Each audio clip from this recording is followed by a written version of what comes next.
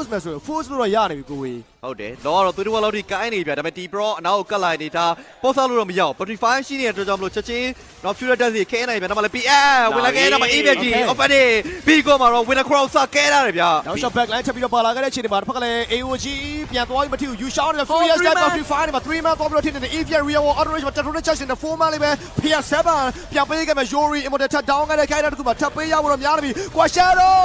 he stay alive တောက်လျှောက် PS ကြိုက်ခဲ့မယ်တခါလည်းပဲပြန်ချဖို့များနေခဲ့တဲ့ချိန်တွေမျိုးတွေမှာ Bigo လေးထပ်ထိန်းထားတဲ့ Yuri ရှင်သာနေစေပဲဗျာ 1 man down ခဲ့တဲ့ Bigo 3 man မှာ shut down ခဲ့by Alita PS ပြန်ချခဲ့တဲ့ခိုင်းတဲ့မှာ Alita ပြန်ချခဲ့မယ် Cherry Crew ထပ်ပြီးတော့ရှိနေတဲ့ back line တွေအောက်မှာတစ်ဖက်ကလည်း Yuri ပြန်ဆောက်နေခဲ့တဲ့ Winner Crown နဲ့ right time လေးပဲ and target table Team Brock ပြန်ပေးထားတယ်143 trade 8 punch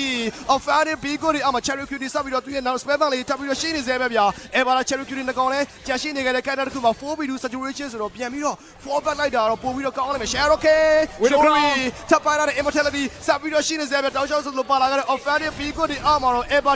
ထပ်ပြီးတော့ကြာဆုံးသွားခဲ့ပါပြီ 4man down stretch ကိုတော့ AI Esport အနေနဲ့တောက်လျှောက်ဆိုလို့ပဲကျွန်တော်လုံးပြနေနေပဲဒီ minion wave တွေအကုန်လုံးတော့ကျွန်တော်တခါလေးရှင်းတော့မယ်ဗျာလောတွေပါတော့မ try တော့တခါလေး Crystal Throw ရိုက်ဖို့တော့ကြိုးစားမယ် Winner Crown ပြန်ခဲနိုင်နေပဲနောက်ဆုံး Crystal Throw တော့ AI Esport ရိုက်ချိုးသွားနေပဲ2-0ဆိုတဲ့ result ကိုတော့အကောင့်ထဲပေါ်သွားခဲ့